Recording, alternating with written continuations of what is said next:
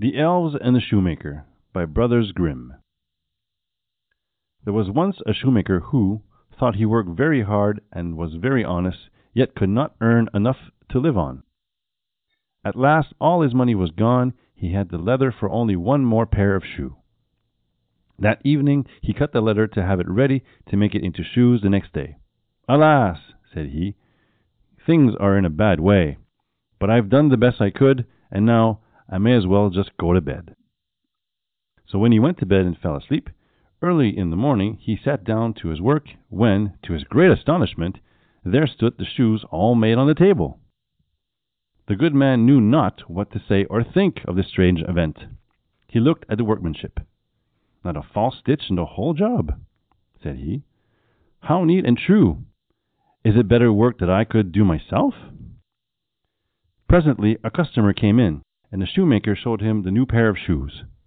The customer examined them and was so much pleased with them that he willingly paid a higher price than usual. With this money the shoemaker bought leather enough to make 2 pairs of shoes. In the evening he cut out the work and went early to bed, that he might be up and start making the shoe at daybreak on the morrow. But when he rose with the first light of the morning, there on the table were 2 pairs of shoes, all finished. Buyers came in, and who paid him handsomely for the shoes, and he had the money to buy leather shoes for more than 4 pairs now. He cut up the work again in the evening, and found it finished the next morning. Thus matters went on for some time. Whatever leather was getting ready in the evening was already made into shoes by the daylight, and the good man soon became quite prosperous. One evening, shortly after Christmas, as the shoemaker and his wife were sitting by the fire chatting together, he said to her, "I would like to stay up and watch tonight and see who it is that comes and does my work for me." "I think that's a very good plan," said his wife. "I will stay up with you." So they left the light burning, hid themselves in a corner of the room behind a curtain, and watched what should happen. They saw nothing unusual until the clock struck 12. Then 2 little elves slipped in at the door and sat down on the shoemaker's bench. They took up the work that was cut out, and how their fingers flew! They raped and taped and stitched away at such a rate that the shoemaker was all amazed and could not take his eyes off of them for a moment. Not once did he stop until the job was finished and the shoes stood ready for use on the table. The elves were through long before daybreak. However, they did not loiter, but at once bustled out of the house. The next day the wife said to the shoemaker, "Those little men have made us rich, and we ought to be thankful to them and do them a good office in return.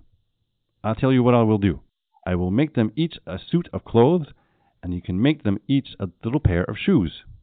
"Yes," said the shoemaker, "and we will have the things ready for them for Christmas." So the shoemaker made the little shoes, and his wife made the clothes, and the night before Christmas they laid these things on the table instead of the leather which was usually put there. Then they hid behind the curtain to watch the little elves would do. The clock struck 12, and in they came and were going to sit down to do their work.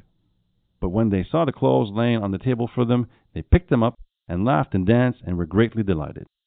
For a little while they capered and jumped about as merry as they could be, shaking the clothes and looking them over and singing, "Now we've clothes so fine and neat, why cobble more for the others' feet?" Then with the clothes in their hands they danced off the floor, and they never came to the house again. But everything went well for the shoemaker for that time as long as he lived. The end.